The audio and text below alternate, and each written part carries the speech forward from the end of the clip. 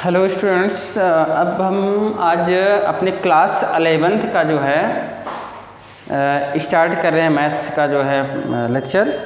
तो हम जैसा कि जानते हैं हमारे एनसीईआरटी पैटर्न के अकॉर्डिंग जो हमारा क्लास 11th का मैथ्स है उसमें पहला चैप्टर है सेट्स। ठीक है, तो आज हम स्टार्ट करेंगे सेट्स से। ठीक है, आज हम क्या क्या पढ़ने वाले हैं सेट में। हम पढ़ेंगे सेट की डेफिनेशन पढ़ेंगे और कुछ एग्जांपल्स लेंगे, देखेंगे कौन कौन से एग्जांपल्स हमारे सेट्स हैं, कौन कौन से नहीं हैं। इन सारी चीज़ों के बारे में देखेंगे और ये भी देखेंगे सेट्स कितने तरीके से रिप्रेजेंट किए जाते हैं। ठीक है, तो ये सब चीज़ें आज हम देखने वाले हैं। तो चलिए देखते हैं, शुरू करते हैं।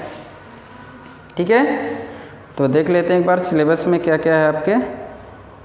इंट्रोडक्शन है एनसीईआरटी बुक में जैसा कि गिवन है। ठीक है, ये सारे हो गया। ठीक है, तो चलो देखो जो है हो जाएगा आपका।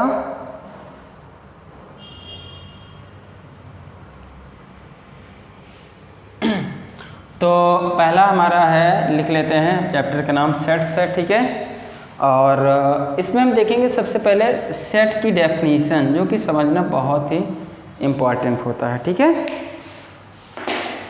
तो क्या हो जाएगा सेट, चलो लिखते हैं। तो सेट क्या होगा, सेट होगा क्या, a set is collection of well defined objects. ठीक है, collection of well defined object. ठीक है, a set is collection of well defined object. ठीक है, एक सेट क्या होता है, वेल डिफाइंड ऑब्जेक्ट्स का कलेक्शन होता है। ठीक है, यहाँ पे बच्चों हम आपको ये बता दें, स्टूडेंट्स ये बताएं, वेल डिफाइंड वर्ड का यहाँ पे एक अपना बहुत ही मीनिंग होता है। ठीक है, वेल डिफाइंड जो वर्ड है इसका मतलब ये होता है ऑब्जेक्ट्स आर डिस्टिंक्ट। ठीक है, and do not vary person to person. कहने का मतलब क्या हो गया, वेल डिफाइंड वर्ड का यहाँ पे ये मतलब होता है कि जो हमारे ऑब्जेक्ट्स होंगे सेट में वो क्या होंगे, डिफरेंट होंगे। यानी कि हम दो ऑब्जेक्ट्स को नहीं लिख सकते साथ साथ, दो सेम ऑब्जेक्ट को साथ में नहीं लिखेंगे।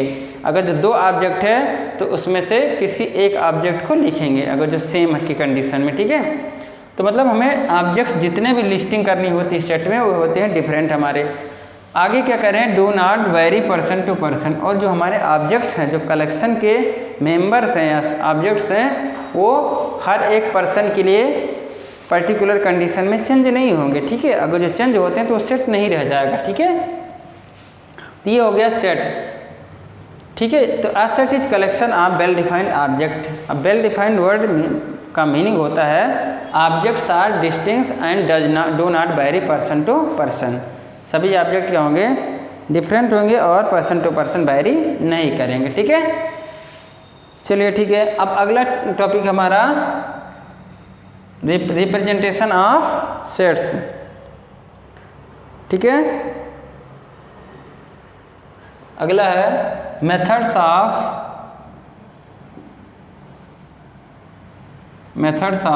रिप्रेजेंटिंग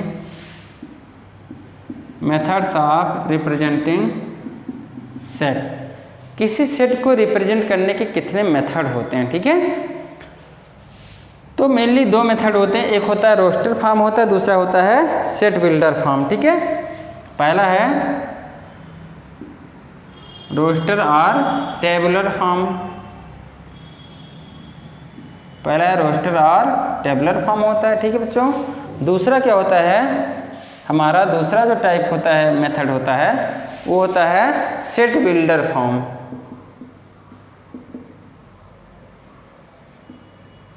सेट बिल्डर और प्रॉपर्टी मेथड।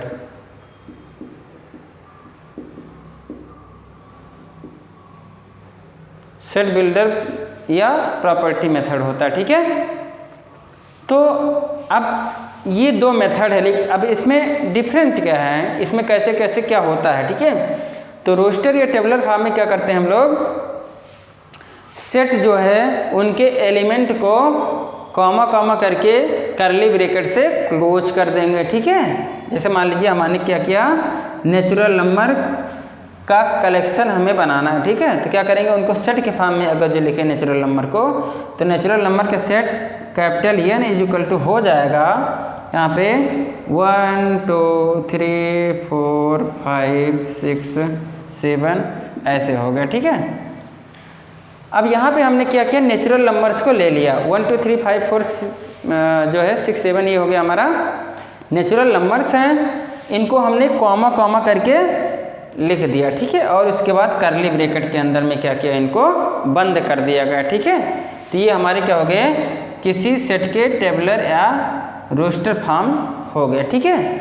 मतलब टेबुलर या रोस्टर फॉर्म में क्या करते हैं, सेट्स के एलिमेंट को कॉमा कॉमा करके सेपरेट कर देते हैं और करली ब्रैकेट से क्लोज कर देते हैं, ठीक है, रोस्टर या टेबुलर फॉर्म में, ठीक है। अब अगला हमारा फॉर्म क्या है, सेट बिल्डर और प्रॉपर्टी मेथड है, ठीक है। इसमें क्या होता है, जैसा कि नाम से क्लियर है, प्रॉपर्टी मेथड, ठीक है। प्रॉपर्टी मेथड मीनिंग क्या होगा, यहाँ पे हमें जो कलेक्शन लिखना है, जो कलेक्शन करना है, उस कलेक्शन की कुछ प्रॉपर्टीज होंगी, उस यूनिक प्रॉपर्टी को हम देखेंगे, ठीक है।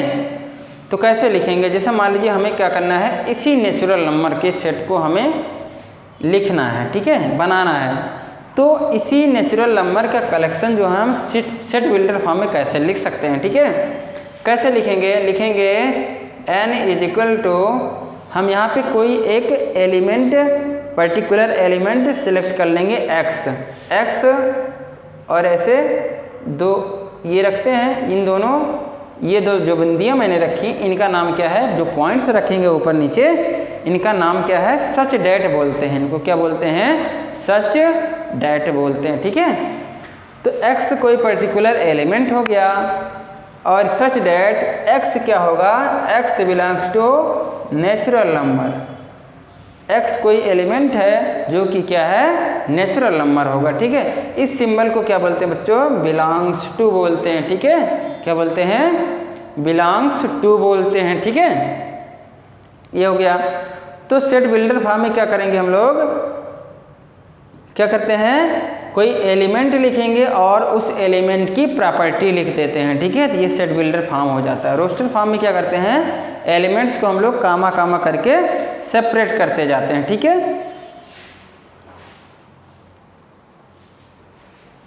समझ में आया, ये हो गया हमारा रोस्टर और टेबुलर फॉर्म और साथ ही साथ सेट बिल्डर या प्रॉपर्टी मेथड भी आ गया, ठीक है।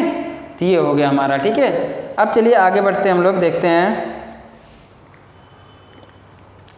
आपको मैं स्टूडेंट्स कुछ इम्पॉर्टेंट चीज़ें बता दूं कि जो हमारे सेट में यूज होती हैं, जो कि कुछ सिंबल्स यूज होते हैं, ठीक है। वो सिंबल जानना आपको बहुत ही ज़रूरी है, ठीक है। पहले हम उस सिंबल को देख लो, उसके बाद क्या करेंगे, अभी क्वेश्चन करते हैं इस सेट पर, ठीक है। तो चलो देखते हैं।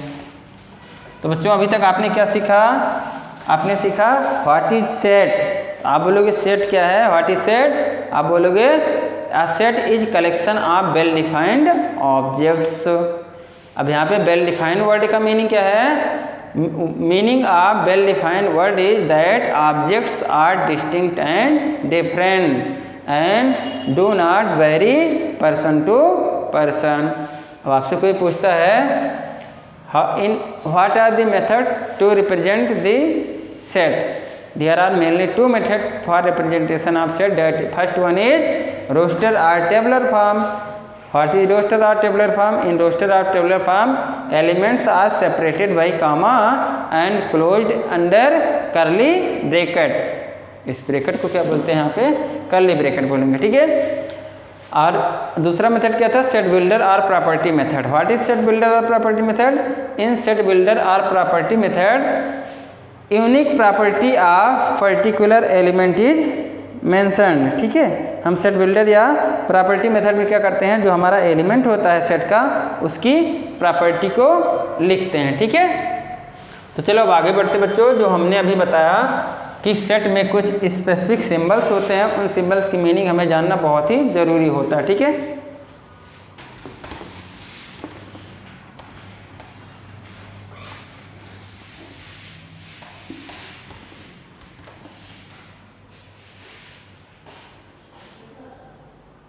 ठीक है। तो चलो बच्चों देखते हैं हम कुछ स्पेसिफिक हमारे सिंबल्स हैं, उनको हमें जानना बहुत ही ज़रूरी है। ठीक है, तो चलो हम ऐसे टेबल बना लेते हैं बच्चों। इधर हो जाएंगे हमारे सिंबल्स। चलो ऐसा करते हैं, इसको ऐसे बनाएंगे। इधर हो जाएंगे हमारे सिंबल होगा, और इधर क्या होगा उसका मीनिंग क्या है सिंबल का। ठीक है कि नहीं। और चलो अभी सिंबल बहुत सारे हैं, सिंबल यहाँ तक आएंगे। इधर हम लोग सिंबल लिखेंगे और इधर क्या है उसका मीनिंग क्या है उसको लिखेंगे। ठीक है, चलो देखते हैं। तो सिंबल हमारे क्या क्या हो सकते हैं बच्चों। ठीक है, सिंबल हम कौन कौन से लेंगे देखो। ठीक है, तो हम सिंबल लेंगे सबसे पहले जो अभी हमने डिस्कस किया था, इस तरीके से दो बिंदी कहीं रखी हो या ऐसे खींच दिया गया हो, तो इन दोनों चीज़ों का मतलब क्या होता है सच डैट। क्या होगा सच डैट। इनको किस नाम से बोलेंगे सच डैट बोलेंगे। ठीक है कि नहीं। कहीं पे ऐसा लिखा हो बच्चों, इसको क्या बोलेंगे एलिमेंट ऑफ बोलेंगे। क्या बोलेंगे एलिमेंट ऑफ। और दूसरा नाम क्या बोलेंगे इसको बिलोंग्स टू। क्या बोलेंगे बिलोंग्स टू बोलेंगे। ठीक है, एलिमेंट ऑफ और बिलोंग्स टू बोलेंगे। ठीक है, अब इसके बाद क्या बोलेंगे, अगला जो हमारा सिंबल है वो कुछ इस तरीके से होता है, इस तरीके से। ठीक है, ऐसे इसको क्या बोलेंगे हम लोग सबसेट। क्या बोलेंगे सबसेट बोलेंगे। ठीक है, और इसमें से अगर जब नीचे वाले लाइन हटा दें केवल इतना रखें तो इसको क्या बोलेंगे हम लोग प्रॉपर सबसेट बोलते हैं। ठीक है, क्या बोलेंगे प्रॉपर सबसेट बोलेंगे। ठीक है, और कहीं पे ऐसे सिंबल बना है, इसका मतलब क्या होता है फॉर ऑल। इसका मतलब क्या होगा फॉर ऑल। ठीक है, और कहीं पे ऐसे सिंबल बना इस तरीके से, इसका मतलब क्या होता है देयर एग्जिस्ट्स। इसका मतलब क्या होता है देयर एग्जिस्ट्स होता है। ठीक है, चलो अब आगे और कुछ सिंबल होते हैं, जैसे हमारा ऐसे कहीं पे बना है, इसको क्या बोलेंगे यूनियन बोलेंगे। ठीक है, अब चलो इधर लिख लेते हैं। ठीक है, ऐसे कहीं पे बना है, इसको बोलेंगे क्या इंटरसेक्शन बोलते हैं। ठीक है कि नहीं। ऐसे सिंबल बना है तो इसको क्या बोलेंगे सिमेट्रिक डिफरेंस।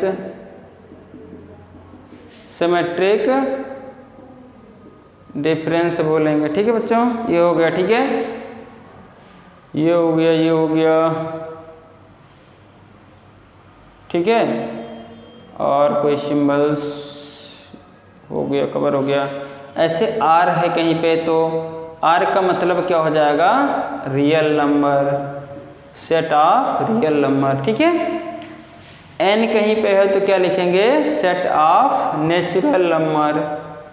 इसका मतलब क्या होता है सेट ऑफ नेचुरल नंबर। ठीक है, ये हो गया। ठीक है, डब्ल्यू कहीं लिखा है, इसका मतलब क्या हो जाएगा सेट ऑफ होल नंबर। ठीक है, ये हो जाएगा। क्यू कहीं पे लिखा है, इसका मतलब क्या हो जाएगा रैशनल नंबर। क्या हो जाएगा रैशनल नंबर हो जाएगा। ठीक है बच्चों, अब कहीं पे टी लिखा है, टी का मतलब क्या होता है इररेशनल नंबर। ठीक है कि नहीं, इरेशनल नंबर हो गया। जेड कहीं पे लिखा है, जेड या आई लिखा है, तो इसका मतलब क्या हो जाएगा इंटीजर हो जाएगा। क्या हो जाएगा इंटीजर हो जाएगा, ठीक है। ऐसे बच्चों मान लो कहीं पे लिख दिया है जेड प्लस का मतलब क्या हो जाएगा, सेट ऑफ पॉजिटिव इंटीजर, क्या पॉजिटिव इंटीजर। ऐसे जेड माइनस लिख दिया गया, निगेटिव इंटीजर, ठीक है। ऐसे सब में लिखा जा सकता है। आर प्लस मतलब set of positive real number, R minus means set of negative real number, ये सारी चीज़ें हो जाएंगे, ठीक है। ये तो हमारे कुछ सिंबल्स रहे, ठीक है, उसका हमने आपको मीनिंग लिखा दिया, ठीक है। मेन सिंबल है। अब जो कुछ और सिंबल्स आएंगे बीच में उनको हम लोग क्वेश्चन में डिस्कस करेंगे कि इसका मतलब क्या है, ठीक है। तो ये होगा, ठीक है। अब चलिए बच्चों आगे देखते हैं हम लोग कुछ एग्जाम्पल्स को।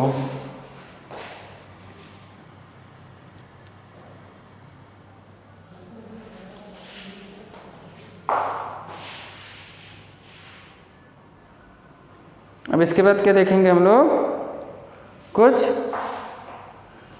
एग्जाम्पल्स को देखते हैं। चलिए देखते हैं।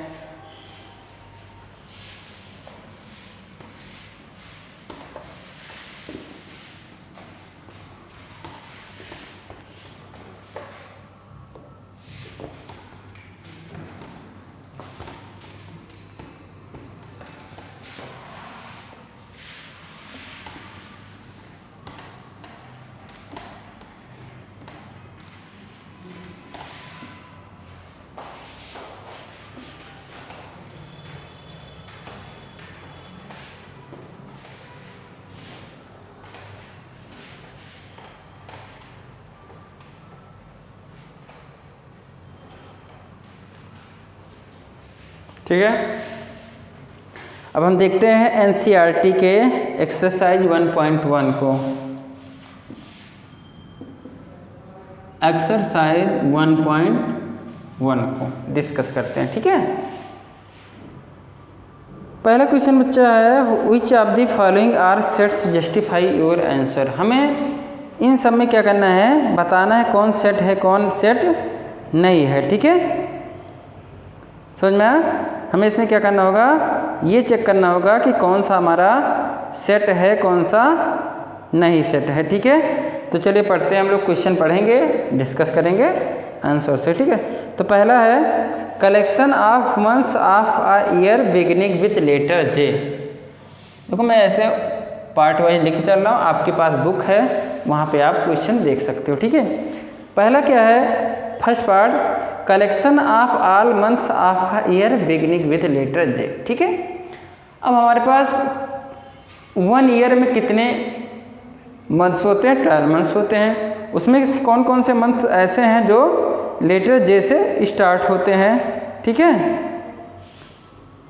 कौन कौन से मंथ्स होते हैं बच्चों, हमारे पास मंथ्स होता है, देखो जनवरी, स्टार्ट से देखो जनवरी लिख लो, ऐसे जनवरी हो गया, जनवरी, फरवरी, मार्च, अप्रैल, मई, जून भी जैसे स्टार्ट हो रहा है लिख लो उसको, जून, जुलाई भी जैसे स्टार्ट हो रहा है लिख लो उसको, अगस्त, सितंबर, अक्टूबर, नवंबर, दिसंबर, ठीक है। तो हमारे पास जो जे से स्टार्ट होने वाले मंथ हैं वो यही 3 हैं, जनवरी, जून और जुलाई, ठीक है। अब इनको हम कलेक्शन कर लेते हैं, ठीक है। क्या ये सेट होगा कि नहीं होगा, सेट की डेफिनेशन कहती क्या है कि कोई कलेक्शन सेट तभी होता है जब वो वेल डिफाइंड हो, ठीक है। वेल डिफाइंड का मीनिंग क्या है कि हमारा ऑब्जेक्ट जो होने चाहिए डिस्टिंक्ट होने चाहिए। जनवरी, जून और जुलाई ये तीनों क्या हैं, अलग अलग हैं, डिफरेंट मंथ है ना, तो डिस्टिंक्ट तो हो गए। अब ये पर्सन टू पर्सन वैरी नहीं करने चाहिए, ठीक है। तो पर्सन टू पर्सन वैरी भी नहीं करेगा। आप किसी भी पर्सन से, जो हमारा ये अर्थ है, अर्थ के किसी भी पर्सन से जाके पूछेंगे कि जनवरी, जुलाई और जून क्या ये जे से स्टार्ट होते हैं, वो हमेशा यही आंसर देगा, कोई भी पर्सन यही देगा आंसर, हाँ yes these are started from J. तो ये person to person collection vary नहीं कर देगा, ठीक है। तो ये क्या हो जाएगा, एक सेट हो जाएगा, ठीक है। तो ठीक है, तो ये एक सेट बन गया, तो इसको हम लोग एक कर्ली ब्रैकेट के अंदर कामा से सेपरेट कर सकते हैं। ठीक है, अब हम अपने क्वेश्चन का आंसर कैसे लिखेंगे पर्टिकुलर फॉर्म में। ठीक है, लिखेंगे the collection of months starting with letter J is set। ठीक है, is set because all objects are well defined। ठीक है, because all objects are well defined।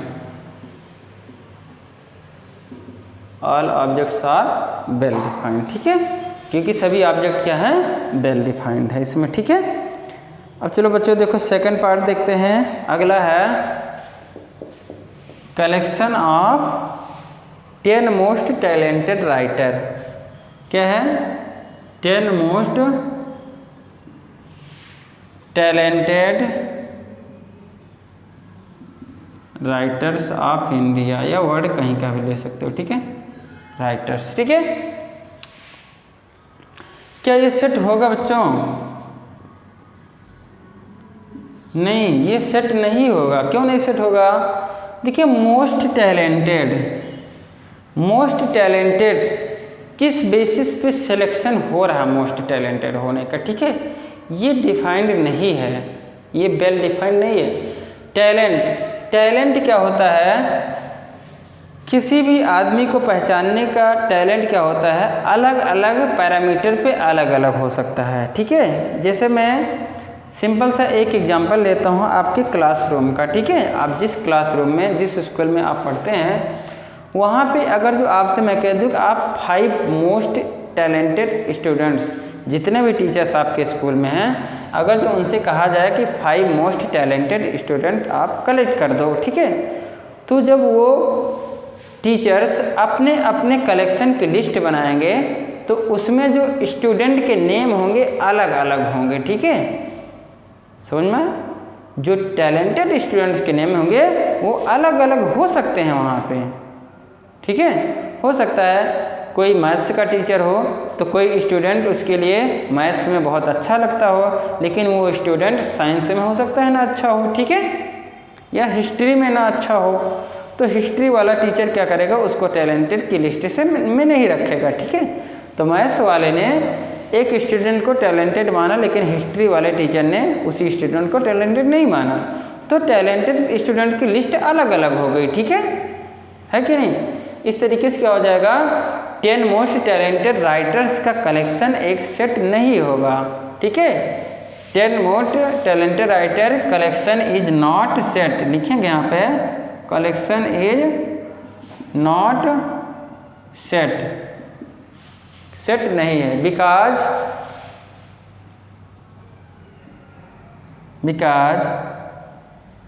Collection will vary person to, क्योंकि यहाँ पे जो कलेक्शन है वो पर्सन टू पर्सन बदल जाएगा। ठीक है, ये सेट का एग्जाम्पल नहीं होगा। ठीक है, टैलेंटेड राइटर्स का कलेक्शन। ठीक है, अब चलिए पार्ट 3 देखते हैं। पार्ट 3 में क्या है, a team of 11 best cricketer batsman of world. 11 best cricketers of world के 11 बेस्ट क्रिकेटर्स की टीम, ये भी क्या होगी, सेट नहीं होगी। क्यों? क्योंकि यहाँ पे बेस्ट क्रिकेटर का selection person to person vary करेगा। ठीक है, हो सकता है किसी सेलेक्टर के नज़रों में एक क्रिकेटर टैलेंटेड है या बेस्ट है, वही क्रिकेट तो दूसरे सेलेक्टर के नज़रों में क्या हो जाए, बेस्ट ना रह जाए। ठीक है, तो कलेक्शन यहाँ पे डिफरेंट्स आ जाएंगे। तो क्या लिखेंगे, is not set because collection of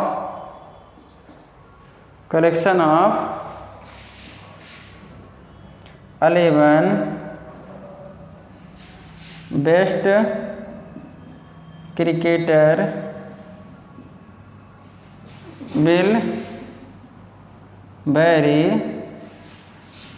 person to person। ठीक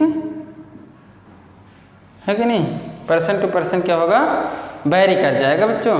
तो इसलिए ये भी क्या होगा, सेट नहीं होगा। ठीक है,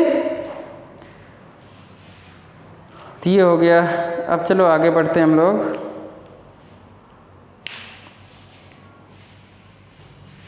हमने 3 पार्ट डिस्कस किए, अभी हमारे पास कई सारे पार्ट्स हैं।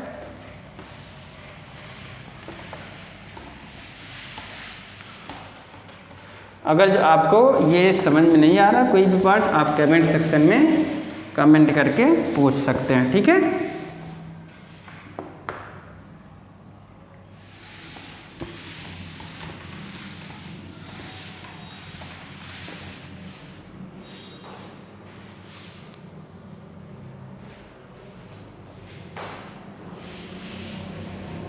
ठीक है। चलिए बच्चों, हम अगला पार्ट देखते हैं।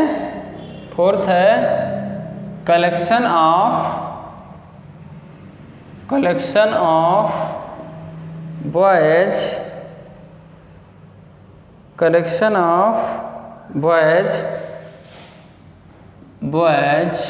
इन your classroom.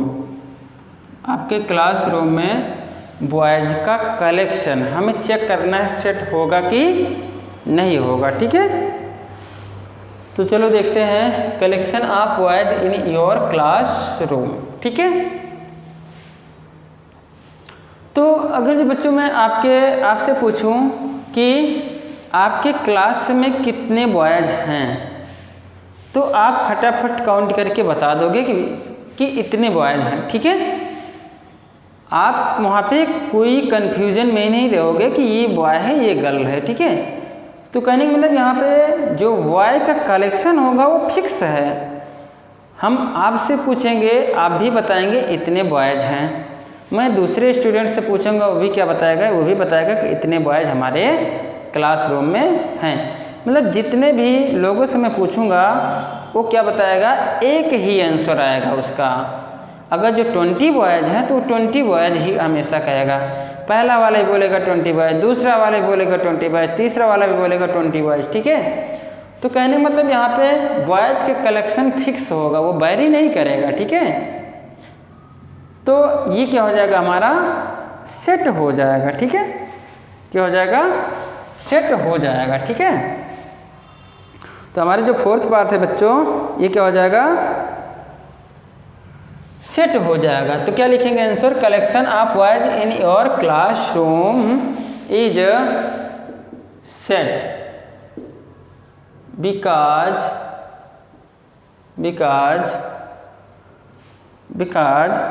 Objects are well defined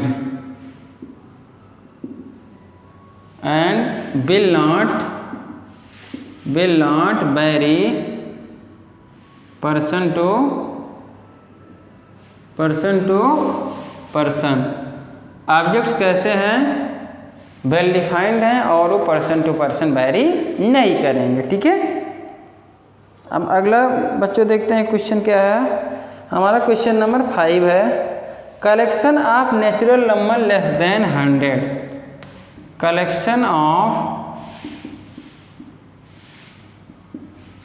collection of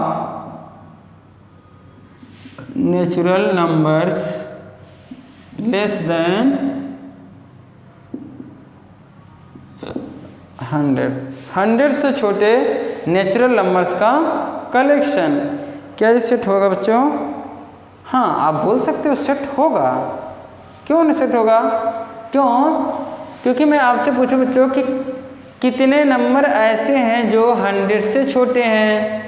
आप फटाफट आंसर दे दोगे, कहोगे 1 से 99 तक के नेचुरल नंबर 100 से लेस हैं। ठीक है, आप हमेशा आंसर क्या कहेंगे कि सर ये जो है 1 2 3 4 अप टू 99 यही नंबर ऐसे हैं जो 100 से लेस हैं। ठीक है, इसमें आप कोई भी कन्फ्यूजन नहीं क्रिएट करोगे। ठीक है, और मैं किसी से भी पूछूंगा उसका आंसर यही आएगा कि 1 से लेके 99 तक के जो भी नंबर हैं वो क्या है, सब 100 से छोटे हैं। तो सभी स्टूडेंट्स यही जवाब देंगे कि 1 से 99 तक के जो नेचुरल नंबर है वो 100 से लेस होते हैं। ठीक है, तो ये क्या हो जाएगा, सेट हो जाएगा। Collection of natural numbers less than 100 is set, is a set. ठीक है, because objects are well defined. Okay बच्चों, and will not vary person to person. ठीक है, आप एग्जाम्पल भी ऐसे लिख देना। ठीक है, तो ये एक सेट हो गया। ठीक है, चलिए अगले पार्ट को डिस्कस करते हैं।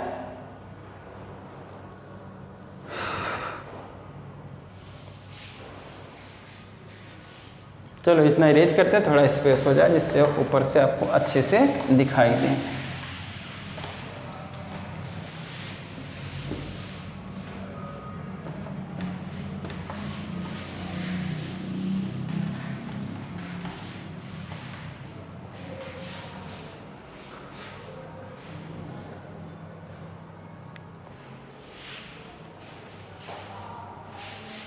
तो चलो बच्चों देखते हैं, अगला है हमारा collection of novels.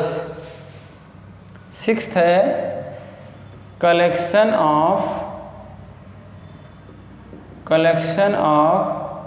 Novels, collection of novels written by Munshi Premchand. क्या है, मुंशी प्रेमचंद। ठीक है, collection of novels written by Munshi Premchand. ठीक है, तो क्या बच्चों आप सोचिए इसको कि मुंशी प्रेमचंद्र ने जितने भी नॉवेल लिखे हैं, क्या उसमें किसी को कोई डाउट होगा कि ये मुंशी प्रेमचंद ने लिखा है कि नहीं लिखा? नो डाउट होगा, क्योंकि मुंशी प्रेमचंद ने लिखा है तो लिखा है उसको। ठीक है, और इसका मतलब क्या होगा, इसमें जितने भी नॉवेल्स होंगे सब ये फिक्स होंगे कि ये मुंशी प्रेमचंद्र ने ही लिखे हुए हैं। ठीक है, तो आप कह सकते हो, डेफिनेटली कह सकते हो कि collection of novels written by Munshi Premchandra is set, is a set. ठीक है, बिकॉज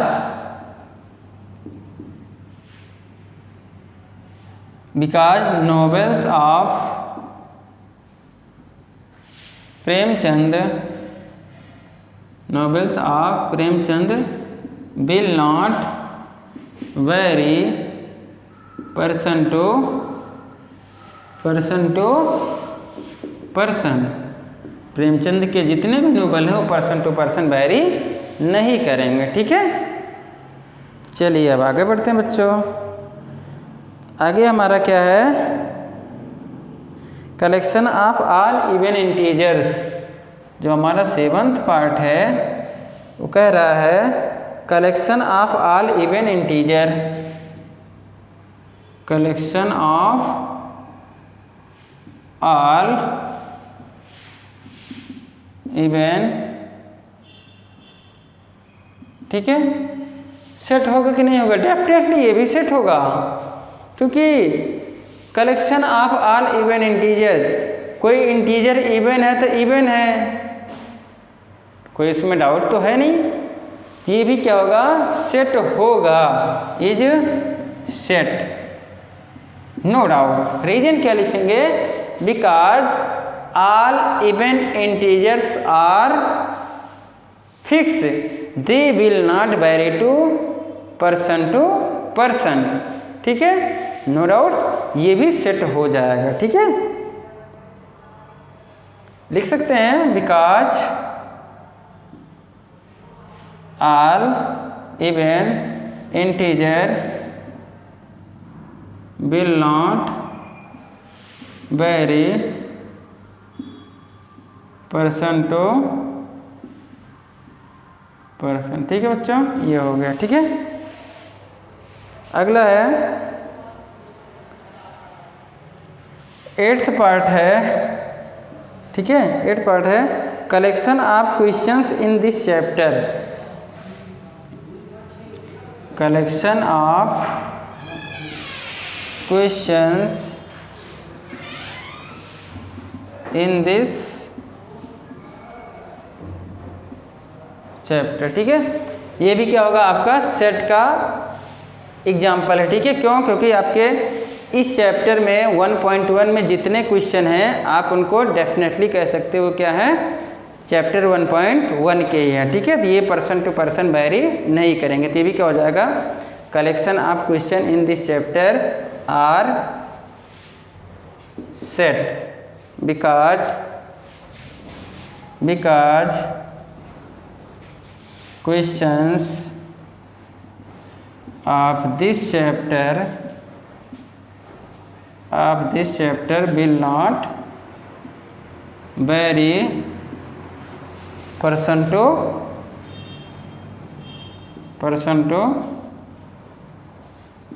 पर्सन। ठीक है, अब अगला पार्ट चलिए देखते हैं। अगला पार्ट है अपना collection of most dangerous animals of world.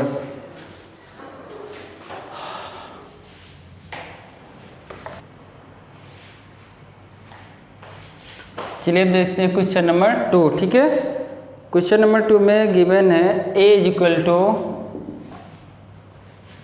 1 2 3 4 5 and 6। 1 से 6 तक के नंबर इसमें गिवन है। ठीक है, और उसके बाद हमारे ऑप्शन जो पार्ट 1 है, इसमें पार्ट 1 में है 5 है और ये ब्लैंक प्लेस है, उसके बाद ए है। ठीक है, तो अब हमें इसमें फिल करना है। 2 ऑप्शन है हमारे पास, या तो हम फिल कर सकते हैं एलिमेंट्स ऑफ और डज नॉट एलिमेंट ऑफ, या बोल सकते हैं बिलोंग्स टू और डज नॉट बिलोंग्स टू। तो देखते हैं कि अब 5 हमारे सेट के एलिमेंट्स में है। ठीक है, तो 5 ये डेफिनेटली ये 5 दिख रहा है यहाँ पे, तो क्या यहाँ पे फिल कर देंगे बिलोंग्स टू हो जाएगा। ठीक है, तो पहले पार्ट का आंसर ये हो गया। ठीक है, अब दूसरा पार्ट हमारे पास क्या है? 8 है। 8 हमारे सेट के एलिमेंट्स में नहीं है, तो लिख देंगे यहाँ पे डज नॉट बिलोंग्स टू ए। ठीक है, अब थर्ड है हमारे पास, थर्ड है 0 और ए है। ठीक है, तो 0 तो हमारे सेट में है नहीं, तो भर देंगे यहाँ क्या फिल कर देंगे? Does not belongs to. उसके बाद फोर्थ है, फोर्थ में आपका 4 और ए है, इसमें 4 है दिख रहा है। ठीक है, यहाँ पे क्या लिख देंगे? 4 बिलोंग्स टू ए हो जाएगा। अब फिफ्थ पार्ट क्या है? फिफ्थ पार्ट में है हमारे पास 2 है और ए है, तो 2 हमारे सेट में है, तो लिख देंगे 2 बिलोंग्स टू ए। ठीक है, ये हो गया। इसके बाद 6 पार्ट है 10, तो 10 हमारे सेट में कहीं पे दिख नहीं रहा है। ठीक है, तो 10 क्या होगा? डज नॉट बिलोंग्स टू ए। ठीक है, अगर जो यहाँ पे नंबर इसमें सेट में दिख रहे हैं तो ये बिलोंग्स टू सिंबल लिखेंगे, अदरवाइज अगर जो सेट में एलिमेंट्स नहीं है तो क्या भर देंगे यहाँ पे? Does not belongs to. जैसे 8 नहीं था इसमें तो हमने डज नॉट भरा, 0 नहीं था तो डज नॉट फिल किया। ठीक है, ऐसे 10 नहीं था इसमें तो क्या किया? डज नॉट बिलोंग्स टू हो गया। ठीक है, ये क्वेश्चन नंबर 2 हो गया। चलिए